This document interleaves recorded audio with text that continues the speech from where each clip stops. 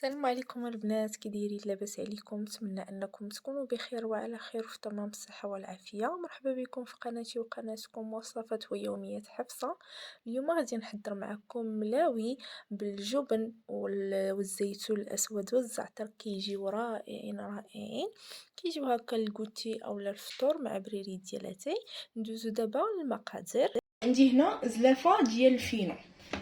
غنجيب واحد الاناء، غندير فيه هذاك الدقيق اللي بطبيعه الحال راه مغربل. دائما كتغلبوا في الملوي، كتغلبوا الفرص على الفينو. صافي غادي ندير واحد الملعقه كبيره ديال سكر سنيده. غندير هنا معلقه صغيره ونزيد معلقه صغيره.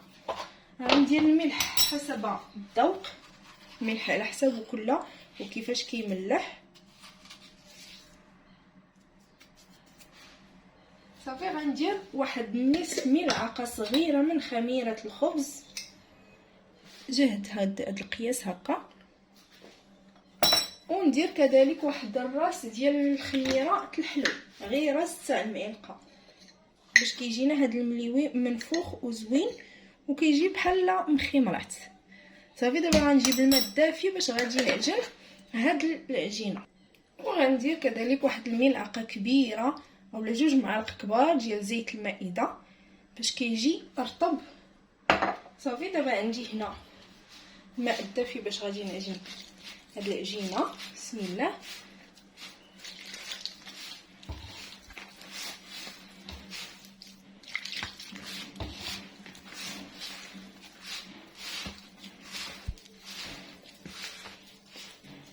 صافي انا بعد ما جمعت العجينه غنحطها شويه على سطح العمل باش ندلكها واحد شويه.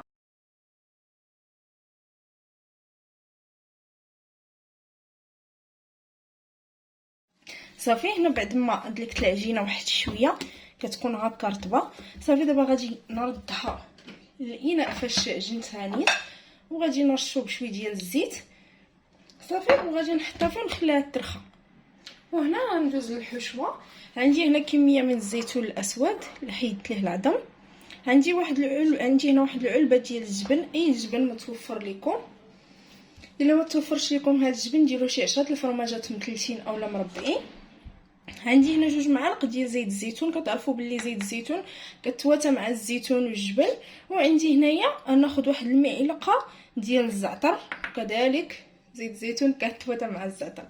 غندوز دابا نطحن هاد الزيتون مع زيت ونرجع معكم. صافي انا بعد ما طحنت هذاك الزيتون، شوفوا طحنته مع دوك 2 معالق كبار ديال زيت الزيتون او الزيت البلديه. حتى كيولي بحال هكا. انا طحنته غير في مولينيكس فاش كنطحن دوك العطريه، هو فاش طحنته كنضيف عليه واحد المعلقه ديال الزعتر. نجيب واحد المعلقه، كندير نيت واحد المعلقه كبيره اولا على حساب اللي بغيتو، معلقه كبيره ما عمراش. وكنضيف عليها ديك العلبه ديال الجبن. كنضيف انايا واحد الكميه منها حتى نشوف. صافي وغادي نخلط هاد المكونات، نخلطهم مزيان حتى كيتجانسوا مع بعضياتهم. كيبان لي غنكمل العلبه لانني انا راه كثرت الزيتون، فغنزيد داكشي اللي بقى. اذا نديروا علبه ديال الجبن، ولا كي قلت لكم الا ما توفرش لكم هاد الجبن فديروا فرماجات. كيجي هاد الحشوه رائعه جدا، تشبعوش منها. صافي دابا غنحط هاد الحشوه على جنب وندوزو ونجيبو العجينه بعد ما ترتاح. صافي هنا بعد ما ترخات العجينه صافي غادي نشكل منها كويرات كي كنديروا دائما. الا بغينا نصايبوا المسمن كنكوروا بحال هكا وديروهم على القياس اللي بغيتو، كبار ولا صغار نتوما والشكل اللي بغيتو. صافي كنحطهم في واحد البلاطو. صافي بحال هكا كنستمر في انني نديرهم هكا كويرات، وكندير الزيت باش ما يقروشوش ليا. صافي انا بعد ما كملتهم هكا كويرات فغادي نشد ندهنهم بالزيت، واللي بغى يورقهم بزيت الزيتون يدير. فانا غندير غير زيت المائده. دابا غنعاود نغطيهم نخليهم يرتاحوا، وغادي نمشي باش ندوب شويه ديال الزبده باش نورق هاد الملوي. صافي. فهنا عندي قليل من الدقيق ديال الفينو اولا السميد الرطب، عندي هنا زيت المائده، وعندي هنا القليل من الزبده اللي ذوبتها، وهنايا عندي ديك الحشوه ديال الزيتون والجبن. فغنبدا باول كره. بسم الله. غنرش الزيت مزيان فوق سطح العمل باش ما تقطعش ليا هاد العجينه، وغنحاولوا معاها غنورقوها مزيان حتى يبان لينا سطح العمل، وردوا البال باش ما تقطعش، باش كينجح معكم هاد الملوي. نطلقوا عليه بشويه، وكيف قلت لكم يكون سطح العمل مرشوش بالزيت باش تساعدكم تطلق. صافي. بعد ما طلقتها مزيان على سطح العمل كناخذ القليل من ديك الحشوه وكندهنها بحال هكا. غتبان لكم قهويه، فانا كثرت من زيت الزيتون من الزيتون كثرته، ولكن ماشي مشكل، كتعطي ديك النسمه راه زوين. كنديرو هكا بحال كندهنو شي بوماد. صافي. وكنتنيوها على شكل بحال بغينا نتنيو مسمن.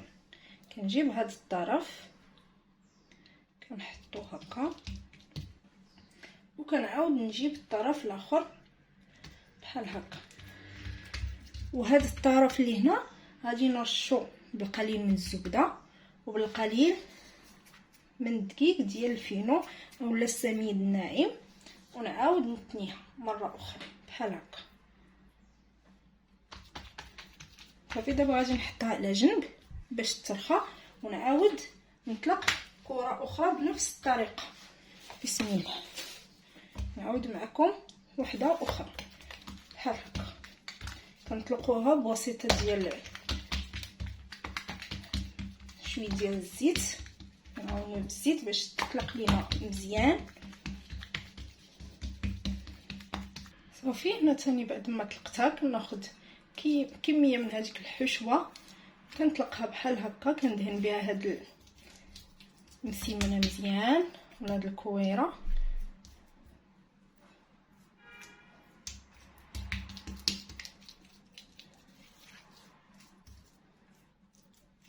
صافي. وكنتنيها بحال المسمنه. كنجيب هاد الطرف الاول وكندير الطرف الثاني، وهنايا كنرش بالزبده وبالقليل من السميد الناعم، وكنعاود نلف اللفه الثالثه بحال هكا.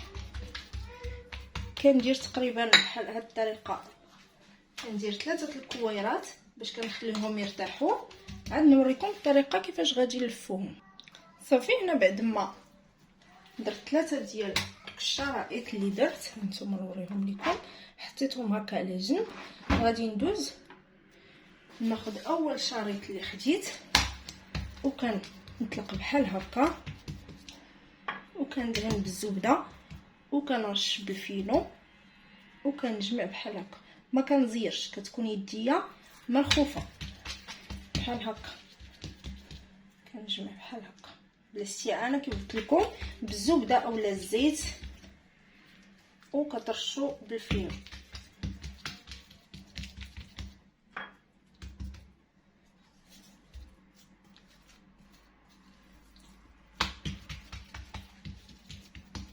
كنتمنى ان تكون الصوره واضحه وفهمتوا كذلك حتى الطريقه.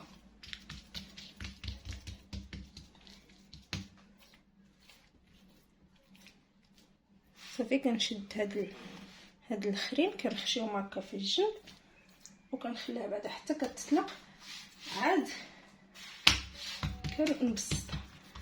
كنعاود معكم وحده اخرى.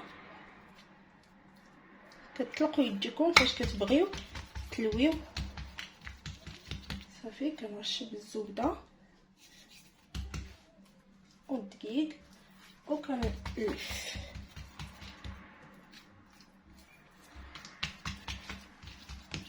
كنطلق بالطول وكذلك بالعرض باش ما يجينيش غليظ من الوسط.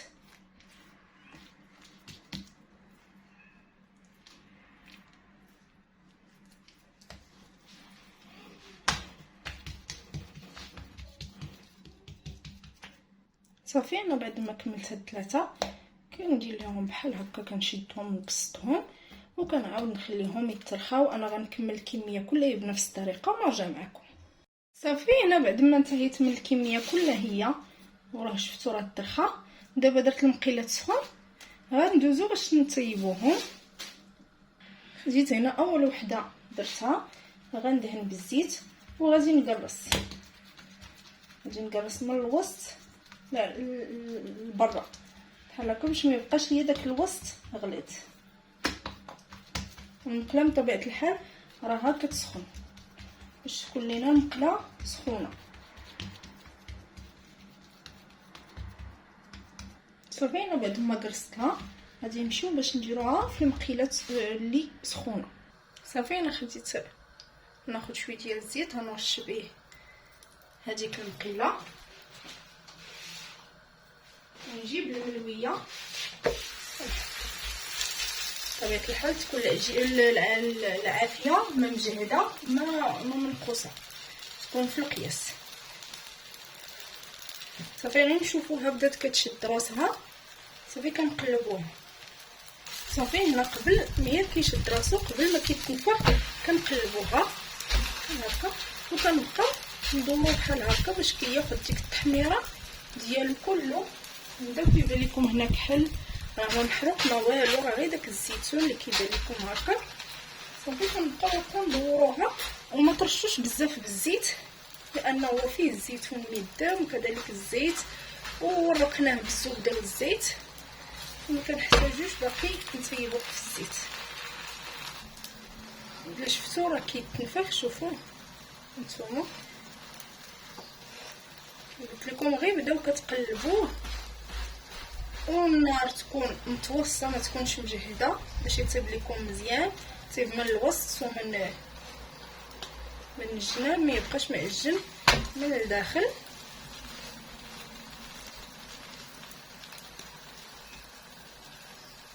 صافي هذه راه طابت، غادي نحيدها من فوق البوطه حيت سخونه وغنوريكم كيفاش كيجي من الوسط. شوفوا كيفاش كيجي من الوسط هانتوما، كيجي طايب ومورق ومفرزه الوريقات على اختها. شوفوا هانتوما صافي هكا ملي كيبرد كتبقاو توركوا عليه بيديكم باش يبانوا دوك اللويات اللي لوينه هانتوما، وما كيجيش معجن، كيجي طايب مزيان. صافي انا غنستمر بهذه الطريقه حتى نكمل الكميه كلها. غنعاود نقرص معكم وحده اخرى باش تشوفوها. كنقرص من الوسط للبرا هانتوما، من الوسط للبرا باش ما يبقاش هذاك الوسط غليظ ويجي ما طايبش. صافي بحال هكا وثاني ما كنرققوهاش، كنديروها في القياس. صافي غنمشي نعاود نطيبها معكم باش تشوفوا الطريقه الثانيه.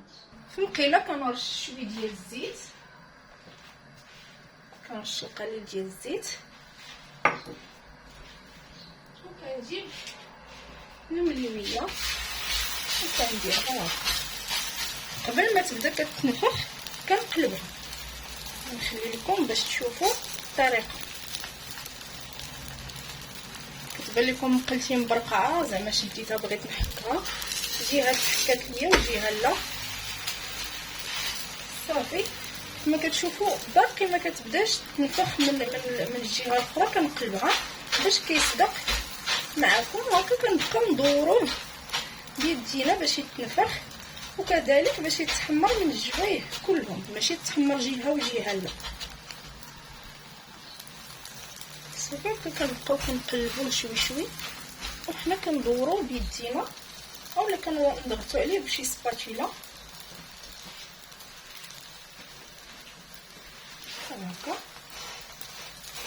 تيبان لكم راه كيتنفخ هانتوما، شوفوا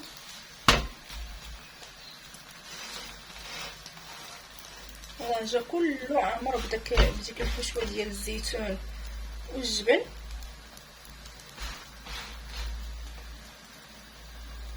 هانتوما شوفوا كيفاش كيتنفخ. ولا كيبان لكم راه كيتحمر من الجويه كلهم. علاش؟ بديك العافيه اللي درنا متوسطه، وكذلك هكا تبقاو كدوروه، تعاونوا هكا بيديكم باش كياخذ اللون كله محمر. صافي دابا غنهزها ونكمل انا هاد الكميه كلها بنفس الطريقه ونرجع معكم ان شاء الله. وكان هذا هو الشكل ديال المليبيات بعد ما طيبتهم كاملهم. شوفوا كيفاش كيجيو هانتوما، كيجيو مورقين وكيجيو مفرزين وطيبين. هانتوما شوفوا كيفاش كيجيو، صراحه كيجيو رائعين، وغير الريحه ديالهم فاش طيبتهم روعه روعه. ما نقولش لكم كيفاش كتجي هاد الحشوه زوينه بالجهد، كتجي بنينه رغم طيبتهم بولا نقطه ديال الزيت. الاولين علاش طيبتهم بالزيت حيت المقله كنت يلاه حكيتها غتبدا تلتصق ليا فيهم. صافي من بعد ما بقيت طيبتهم ما درتش ليهم الزيت في الطياب، خليتهم يطيبوا في هذيك الزويته اللي كيطلق هو.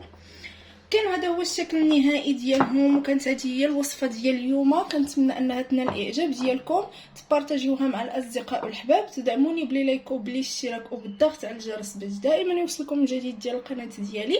وكنتمنى انكم تقولوا لي في التعاليق كيفاش كيجيوكم الوصفات ديالي، سواء عجبوكم او لا. المهم الدعم ديالكم كيهمني بزاف.